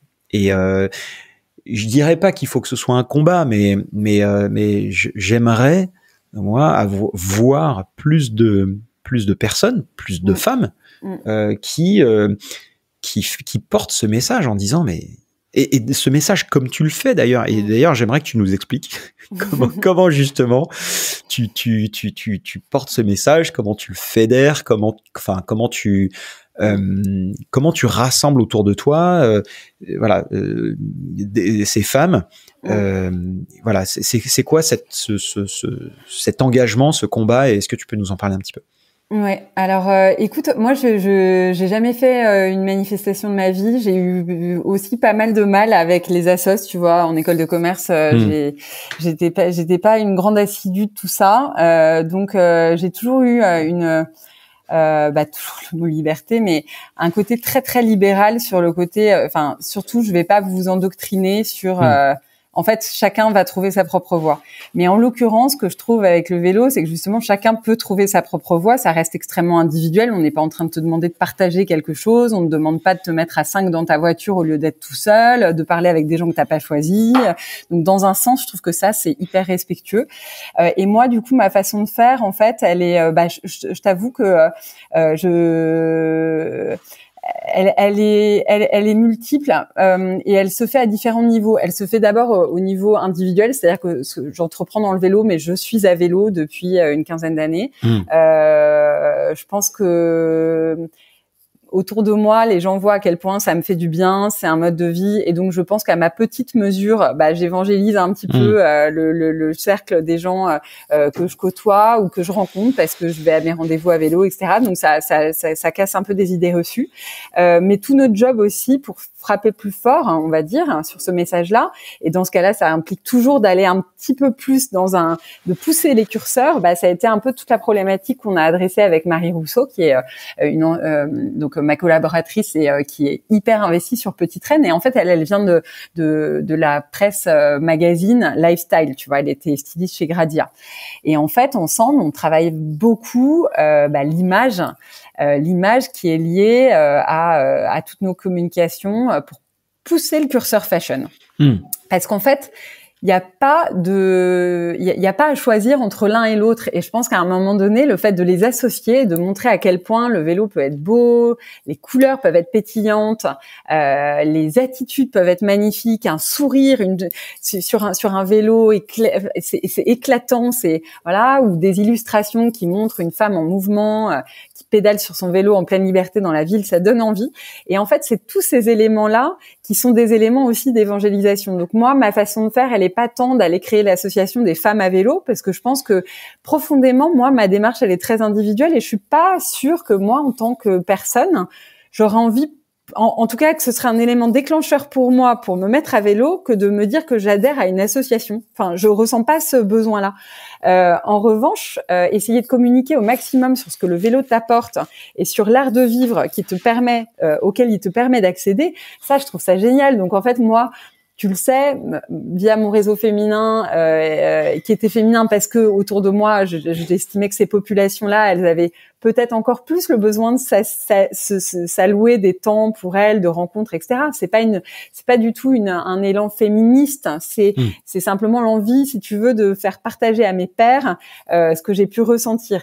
Eh bien, ça, la façon de le faire, c'est en faisant du vélo un vecteur de rencontre. En fait, moi, je trouve que quand tu dis que le vélo te permet bah, c'est fabuleux, puisqu'en fait, peu importe le vélo, tu vois, peu importe qu'il soit musculaire, électrique, que tu aies choisi un fat bike ou que tu aies récupéré le vélo de ton grand-père et que tu l'aies repimpé, à la fin, c'est exactement la même chose. C'est tu vas pouvoir circuler librement, t'arrêter chez le primeur, finalement te dire ah ouais tiens je rejoins une copine qui habite à 2 changements de métro de chez moi, mais en fait j'y vais parce que finalement je réalise en regardant sur GeoVélo que ça me prend 10 minutes ou 12 minutes ou 13 minutes. Bah, forcément tout change. Et donc c'est ma façon à moi de donner envie et d'initier le mouvement, elle est de montrer à quel point justement ce passage à vélo c'est pour moi l'expérience d'un vrai luxe en fait, d'un vrai luxe qu'on se doit peut-être à soi-même dans une certaine mesure, puisqu'on donne beaucoup, on se préoccupe énormément. Qui n'est pas préoccupé demain de l'avenir de la planète, de savoir comment est-ce qu'il va pouvoir apporter sa contribution, qui ne culpabilise pas de se dire qu'il fait pas le tri parfaitement, qui ne se dit pas qu'il devrait plutôt acheter du bio, mais que à la fin, avec l'inflation et tout ça, bah on est tous obligés de faire des choix. Bah là, en fait, bonne nouvelle les amis, le vélo va vous faire des économies. Enfin, aujourd'hui, on a quand même un plan vélo qui permet d'accéder à des vélos électriques à des tarifs qui défient toute concurrence et qui sont amortis. Je pense qu'un pass Navigo devient plus cher au bout de 7 ou 8 mois de vie en fait. Donc c'est hyper avantageux, c'est économique. C'est bon pour soi et en plus ça permet d'eux. Donc moi mon message il est là en fait, il est d'essayer de montrer à quel point ça nous on le ressent dans l'équipe et à quel point c'est un vecteur d'énergie. Et toute cette énergie là, elle peut être mise au profit d'autres choses ensuite. Et ça c'est intéressant aussi de parler de cette autre chose. Donc c'est vrai que c'est une approche un peu décentrée, c'est-à-dire que je suis pas complètement sur le vélo en lui-même. Et d'ailleurs, c'est sans doute pas un hasard si j'ai choisi de commencer par un accessoire qui vient se poser dessus. Parce que il y a plein de marques qui font de très très belles choses en termes de vélo et il y a toujours des choses à faire et peut-être qu'un jour je deviendrai, j'en sais rien. Mais mon propos, il est sur l'élan en fait. Il est quand même là-dessus et sur le fait de me dire, bah peut-être que si demain ou si tu vois, moi je regardais les chiffres de l'Observatoire du cycle encore en voyant que ça allait encore doubler le nombre de vélos d'ici 2030 là en 7 ans. Imagine Paris. Imagine Lille, Bordeaux, peut-être des villes moins cyclables aussi comme Marseille. Demain, avec uniquement des vélos, mais le rêve quoi. Enfin le rêve parce qu'en fait c'est du temps gagné, c'est des sourires gagnés, c'est du bien-être gagné pour tout le monde, moins de stress. Donc moi c'est vrai que ça me rendrait presque militante alors qu'en fait au fond de moi vraiment par nature je ne le suis pas du tout. Mais je pense que c'est le sens de l'histoire et qu'il me semble que la planète est en train de nous indiquer aussi que ça peut être une solution justement assez assez pragmatique et pas coûteuse à l'échelle individuelle. Parce que aujourd'hui, c'est des chiffres, 80% des déplacements en voiture font moins de 5 km, sont des trajets pour se déplacer de son domicile vers son travail et donc sont substituables, peuvent être remplacés par des trajets à vélo. Donc c'est pas des chiffres que j'invente et je demande pas aux gens de tout d'un coup habiter de changer de déménager, etc. Il y a aujourd'hui 80% des déplacements qui sont concernés quand même par ce passage à vélo. Donc voilà. Donc rendons-le désirable par aussi la façon d'en parler. Moi, je questionne un peu le terme de mobilité douce. Tu vois, parce que j'ai l'impression qu'auprès d'une population féminine, je sais pas, ça brille pas. Il y a pas de glow, tu vois. Oui. Donc voilà, ça peut commencer par ça aussi. Moi qui aime bien les mots, faut peut-être que je propose des nouvelles façons d'en parler. En parler. Je pense aussi qu'il y a un sujet sur rendre l'offre désirable, donner envie aux gens et aux femmes de s'intéresser aux produits, justement en leur disant déjà venez dans un magasin, vous allez avoir une expérience que vous avez l'habitude de retrouver avec les codes du prêt-à-porter auquel vous êtes en contact. Et pas quotidiennement, mais régulièrement, quoi. Donc demain, moi je te dis, viens chez Cézanne et viens dans un magasin de vélo. Ah, tu vas te dire, dur quand même, tu vois. Donc évidemment, même s'il y a des gens qui font un très bon travail dont on a parlé à Paris et en province, je tiens quand même à le rappeler parce que tout à l'heure, voilà. Mais il y a des super trucs qui se font en dehors de Paris et c'est quand même important de le souligner, même si je sais que tu es une amoureuse de Paris. Donc il y a des très très bonnes choses qui se font, mais à mon sens pas assez. Et donc en fait, je pense qu'il faut donner envie aux femmes de venir dans des magasins de vélo. Ensuite, il faut avoir une offre. Une offre qui est adaptée avec des produits et des services pour faire en sorte que chaque jour en fait quand une femme est sur un vélo, elle se dise oui, effectivement c'est trop cool, quoi. Je suis à l'air libre et effectivement j'ai pas besoin de m'acheter une Smart Brabus comme à l'époque ou j'en sais rien pour être libre. Et en fait, là où je me disais que je pouvais être libre dans ma voiture, écouter ma radio, RTL le matin, les grosses têtes et tout ça, finalement, je suis sur mon vélo et c'est quand même vachement mieux. En fait, je pense pas que ce soit si compliqué, mais il faut opérer un changement. Il faut avoir une offre qui soit désirable. Il faut avoir une présentation qui le soit également. Mais même, je te dirais... Pour les femmes comme pour les hommes, moi quand j'ai interviewé dans la rue et que j'allais naturellement vers les femmes, il y a des hommes qui sont venus me voir et pas parce que j'étais blonde en train d'interroger des gens, ils sont venus me voir vraiment parce qu'en fait ils sont venus me dire mais en fait nous aussi ça nous intéresse. Nous aussi, en fait comment vous dire, nous aussi ça nous pèse d'avoir parfois un sac à dos sur un costume.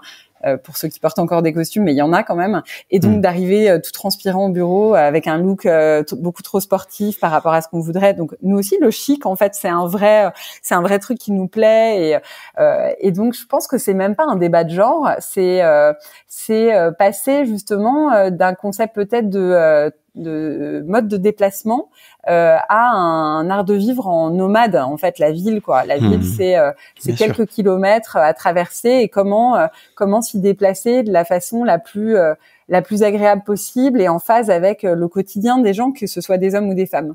Donc, et franchement, les hommes ont été pas les derniers à me demander quand est-ce que j'allais sortir. Et c'est vrai que le premier panier, il a quand même une esthétique un peu plus qu'on va qualifier de néo-rétro, avec des lignes peut-être un peu plus féminines. Et en plus, pour le moment, on avait fait le choix de pas le sortir en noir.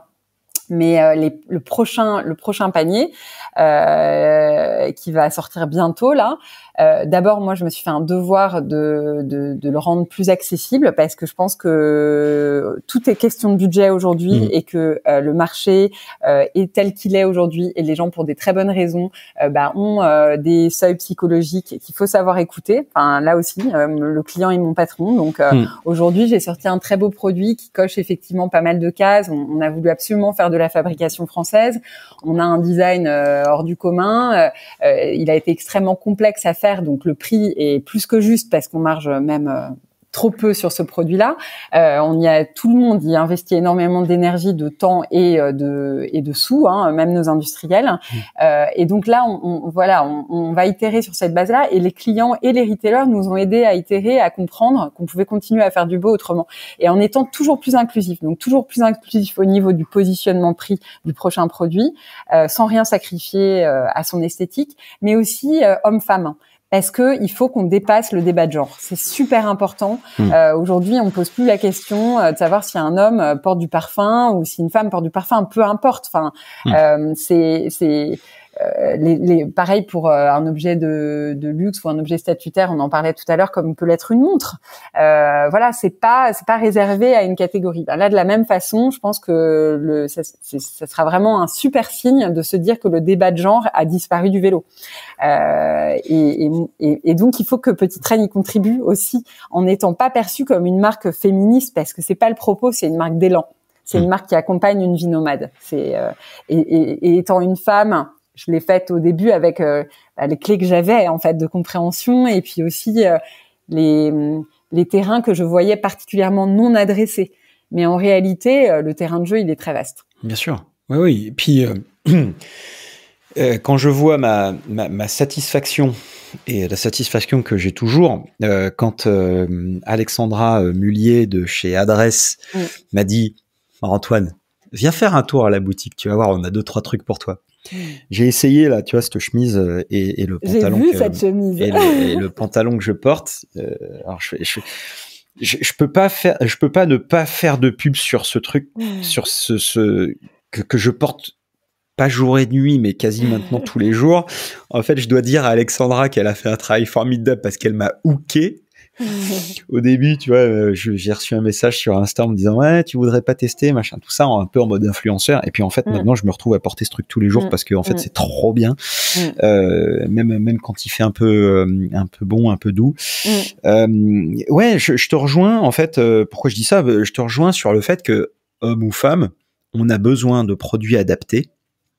On a besoin de produits, et aussi de services, d'expériences, selon moi, qui nous permettent de lever progressivement tous les freins sur la pratique du vélo. Parce que tu disais, oui, les mecs en costume, avec un sac à dos, c'est sûr que si t'arrives avec ta trace de transpi dans le dos avec ton costume, t'es bien comme un idiot, quoi. Donc c'est sûr que il y a du boulot, il y a des choses qui se font, évidemment, on peut toujours se dire pas assez, mais je te rejoins sur le fait que le boulot est à faire des deux côtés, même si en tant qu'homme, je m'y retrouve plus facilement parce que je suis un bricoleur, parce que j'adore bricoler dans mon garage et me mettre du cambouis sur les mains, et j'ai pas de problème avec ça, mais donc j'ai moins de sujets,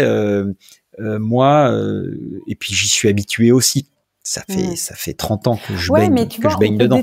On peut détourner les problématiques, c'est-à-dire que est-ce que c'est pas hyper agréable, est-ce que c'est pas très Petit Train de se dire que tu prends ton vélo et puis si t'as un pneu crevé, parce que le réseau d'infrastructures de réparation va être bien implanté, etc., dans les 20 minutes, tu peux avoir quelqu'un qui vient.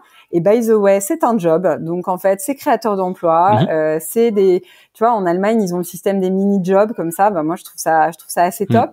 Et te dire que non, finalement, tu peux avoir aussi ta manucure impeccable si tu as envie d'avoir ta manucure impeccable, pas toucher une chaîne et pas toucher un truc de cambouis, et puis quand même circuler à vélo. En fait, on a tous notre façon d'appréhender son rapport au vélo, et moi je pense pas qu'on a besoin de devenir mécanicien, pas du tout.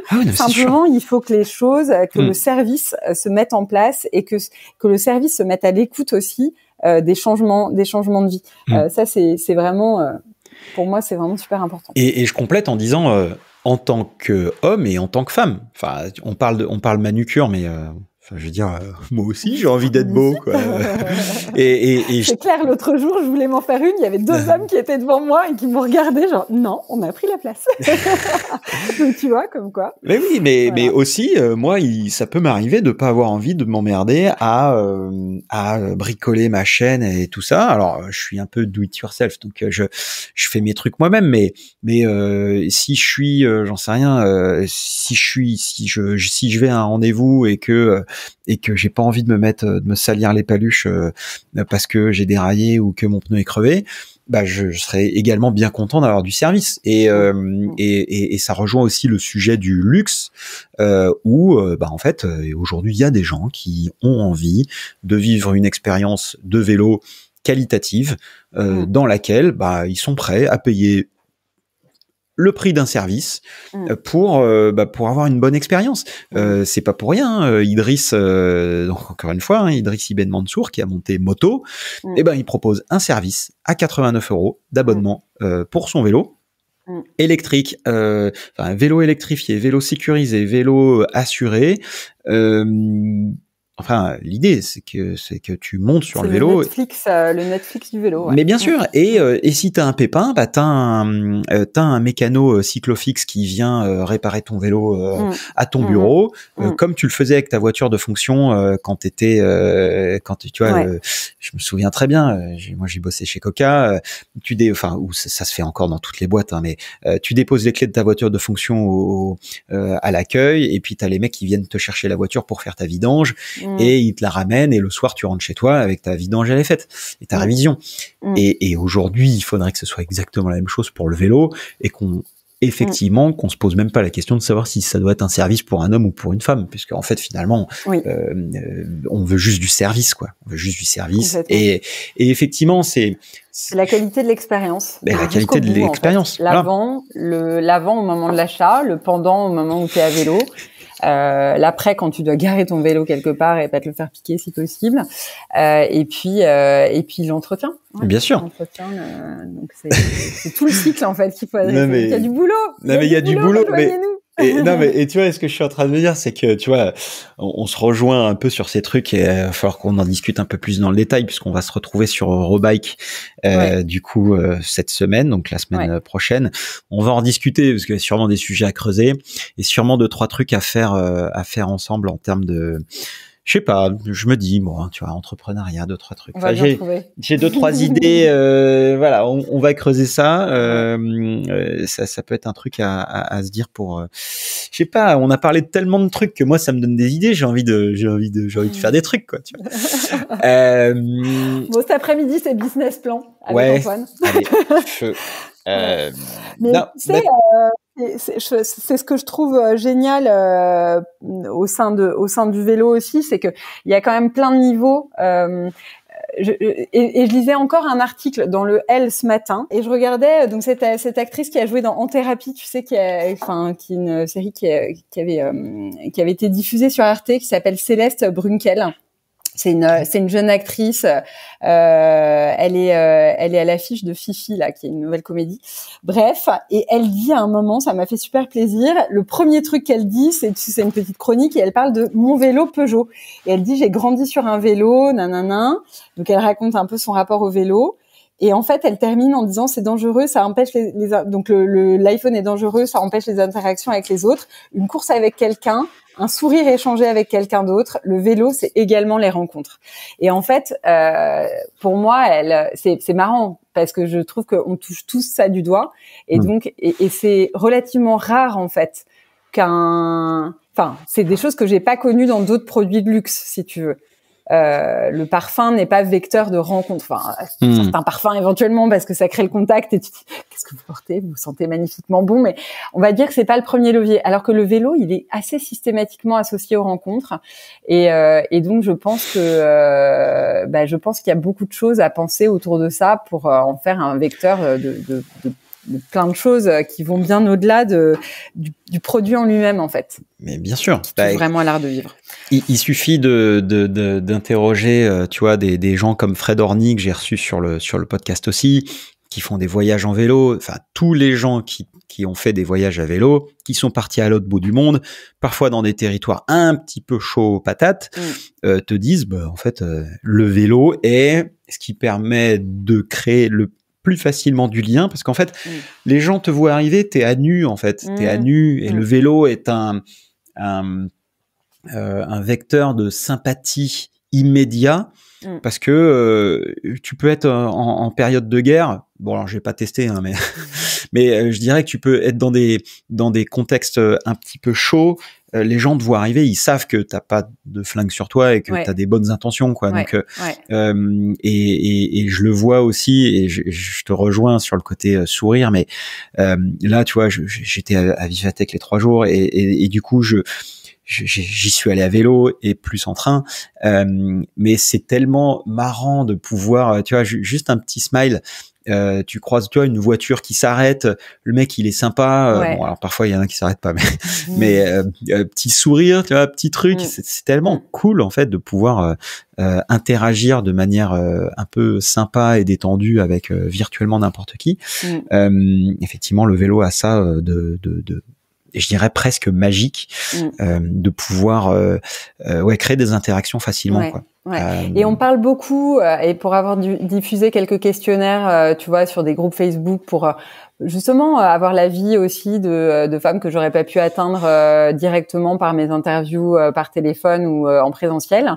J'ai été confrontée quand même à pas mal de femmes ou d'hommes d'ailleurs, qui écrivaient en disant ouais, mais on en a marre du vélo dans la ville, vous conduisez n'importe comment, c'est devenu un enfer, c'est le chaos, redonnez la place aux piétons, etc. Et en fait, il y a une vraie question d'infrastructure, et je pense que le plan vélo qui est annoncé avec 2 milliards d'euros qui sont investis, c'est une excellente nouvelle, parce que on est quand même beaucoup plus nombreux maintenant à vélo, et du coup, il y a bêtement une question de largeur des pistes cyclables, et ça, c'est super important pour la sécurité de tous. Il y a une question d'éducation aussi, hein.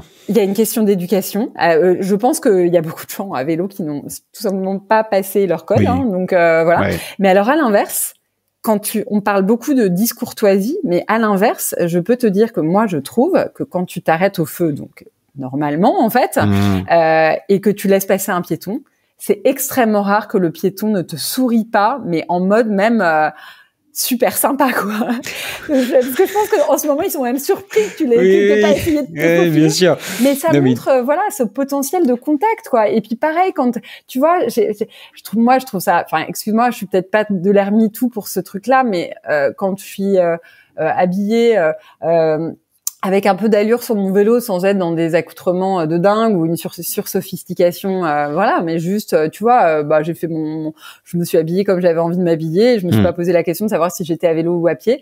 Et de temps en temps, il y a des passants comme ça qui disent, oh, ça fait plaisir de voir une petite cycliste comme ça, avec un joli manteau, c'est beau, votre panier, c'est beau et tout. Et en fait, tu sens que ça leur fait plaisir, en fait, de voir du beau sur un vélo. Oui. Et ça commence par tout ça, en fait. Et donc, je trouve qu'il y a, là, on est dans une transition où effectivement les infrastructures sont pas encore au niveau. Il y a beaucoup de peur, il y a beaucoup de gens qui se mettent à vélo alors qu'ils en ont jamais fait avant. Donc il y a un espèce, c'est très chaotique en fait. Et moi qui fais du vélo depuis 15 ans à Paris, je pense que effectivement, j'ai jamais été aussi vigilante que depuis 1 ou 2 ans, parce que la norme, c'est que les gens ne s'arrêtent pas au feu. Donc on en est même à se demander si soi-même on doit s'arrêter en risquant de se prendre un cycliste par l'arrière. Ouais. Donc ça c'est super important. Mais j'ai vraiment l'intuition que c'est une question de transition, et que une fois que tout ça sera mis en place, piétons et vélos cohabiteront super bien. Et c'est le cas en Allemagne, c'est le cas. Enfin, j'ai vécu 3 ans à Francfort, il n'y a pas de question. Je veux dire, c'est les vélos et les piétons coexistent super bien. Les piétons d'ailleurs sont très disciplinés eux-mêmes et ne traversent pas au feu rouge. Ça c'est le côté allemand. c'est là où tu vois les Français quand on va en Allemagne, c'est que nous on traverse au feu rouge. Ouais. Et je compléterais aussi par rapport à une autre chose que disait Anne-Gaëlle Clos, c'est en vélo, tu te fais pas emmerder, ou moins. dans la rue. En fait, tu peux rouler le soir dans la rue à vélo, avec des talons, avec une tenue qui te plaît, te sentir belle et pas te faire emmerder. Et ça, je trouve aussi. J'espère Alors, que ça sera possible bientôt à pied. Ouais. Non, mais bien sûr. Ah, non, mais bien attends. sûr. De toute façon, moi, j'ai un sentiment paradoxalement de. Ouais, en fait, t'es comme un petit bolide, tu vois, dans la ville. En fait, tu files, quoi. Donc, c'est vrai que tu te sens pas exposé. Après, moi, tu vois, dans mon panier, justement, j'ai un pochon où je mets toutes mes affaires. Donc, je sais que mes affaires sont à l'abri des regards, de la pluie. Donc, je me sens en sécurité et j'ai pas de stress. Et on revient à cette idée de liberté. C'est ta liberté, du coup, c'est aussi de pouvoir déambuler sans te poser la question de savoir si effectivement tu peux rentrer chez toi à 11h30 du soir. Et c'est vrai que pour moi, je trouve, ne pas avoir à prendre le métro à 11h30, minuit et me dire que je rentre à vélo, c'est une sécurité, quoi. C'est parce que je sais que ça va être en plus un bon moment pour finir ma soirée. Et voilà, donc... et d'ailleurs, un des symboles de liberté, c'était quand même pendant le Covid. C'était en extérieur le seul endroit où tu pouvais ne pas porter de masque, en fait. À vélo, tu portais pas de masque. Bien sûr. Donc voilà, c'est assez magique. Excellent. Marie-Caroline. Antoine. Je te propose qu'on se donne une sorte de conclusion pour cet épisode, puisque nous sommes ensemble depuis suffisamment de temps pour que certains auditeurs commencent à nous dire « Ouais, Antoine, faut que tu arrêtes de faire des podcasts longs, fais-nous des épisodes de 15 minutes, c'est plus facile. » Okay. Donc, loin de moi l'idée de contenter ces gens-là, puisque je trouve ces échanges absolument passionnants. Et je te remercie encore une nouvelle fois pour cet échange. Je te propose que on prenne rendez-vous pour Eurobike, déjà. C'est déjà fait, si je me souviens bien. On se retrouve j'en profite pour parler de cette initiative que je trouve super. Petite Reine sera sur Business France, le pavillon Business France, dont la vocation c'est de faire venir les investisseurs étrangers en France, en particulier sur la filière vélo, parce qu'aujourd'hui on importe 80% de ce qu'on consomme en termes de vélo, alors que il y a un vrai plan de réindustrialisation qui se met en place, et moi c'était un des axes du projet Petite Reine, justement, c'était de contribuer à cette réindustrialisation. Et aujourd'hui, nos partenaires sont dans l'Ain et en Haute-Savoie. Donc, on en est hyper fiers parce que ça veut dire que c'est possible. C'est possible de travailler en circuit court et ils le font extrêmement bien. Du coup, rendez-vous sur Business France et on vous invite vraiment à venir voir toutes les initiatives. Il y a plus de 25 marques cette année qui sont présentes, que ce soit dans les services B2B, dans le vélo en lui-même, dans les accessoires, qui montre aussi que la France foisonne de belles initiatives. Et cette fois-ci, figure-toi, Antoine, que c'est moi qui prendrai le micro pour justement le tendre à Marie-Cécile Tardieu, Florence Gall, etc. Et j'espère bien pouvoir te cuisiner un peu au passage. Allez. Donc voilà, rendez-vous dans le hall 9 à partir de mercredi. On a pris rendez-vous. Il nous reste quelques minutes rapidement. Où est-ce qu'on te suit? Où est-ce qu'on te voit? Où est-ce qu'on voit ton actu? Alors, on nous suit, Petite Reine sur Instagram, beaucoup. Ouais.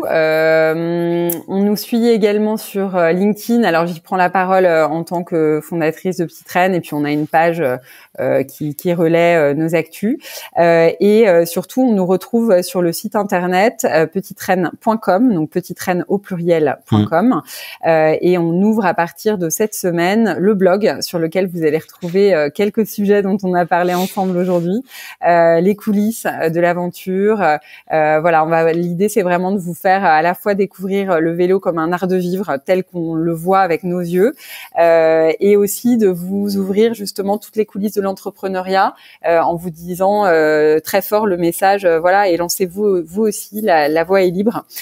Donc vous suscitez l'étincelle chez vous de cet entrepreneuriat sous quelque forme que ce soit, hein. Ça peut être entreprendre sa vie de salarié, hein. C'est vraiment, ça s'applique à tous. L'idée, c'est d'être son propre moteur.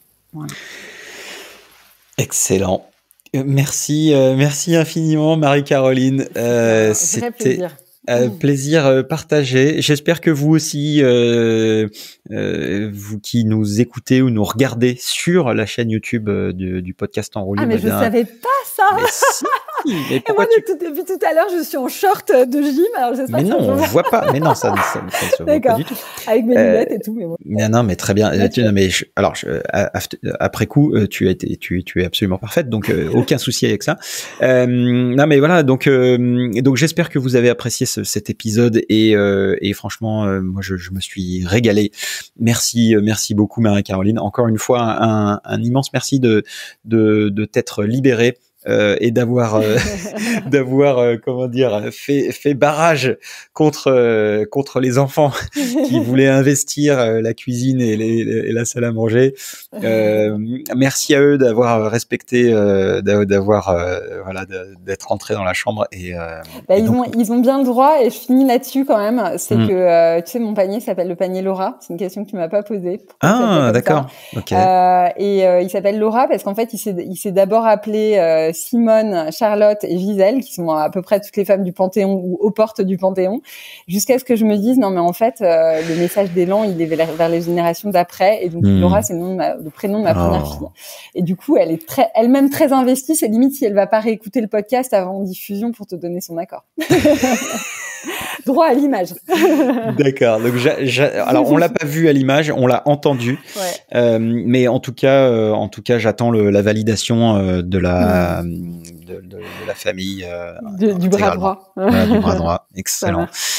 Bon. Merci infiniment. On se voit très vite et puis voilà et un bon week-end. Bon week-end à toi aussi. Salut. Salut Antoine.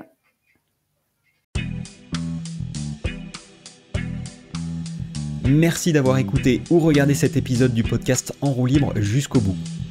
J'espère qu'il vous a plu et qu'il vous a permis d'apprendre quelque chose d'intéressant aujourd'hui. Et si c'est le cas, n'hésitez surtout pas à me le faire savoir avec un petit message sur LinkedIn, un petit SMS ou un mail. Ça m'aide énormément et ça m'encourage beaucoup. Et si vous voulez m'aider à développer ce podcast, vous ne pourriez pas faire beaucoup mieux qu'en me laissant un avis 5 étoiles sur votre plateforme de podcast préférée. Ça m'aide beaucoup à remonter dans les classements. Vous avez écouté le podcast En Roue Libre, je suis Antoine Taillefer et si c'est pas déjà le cas, vous pouvez vous remettre à pédaler.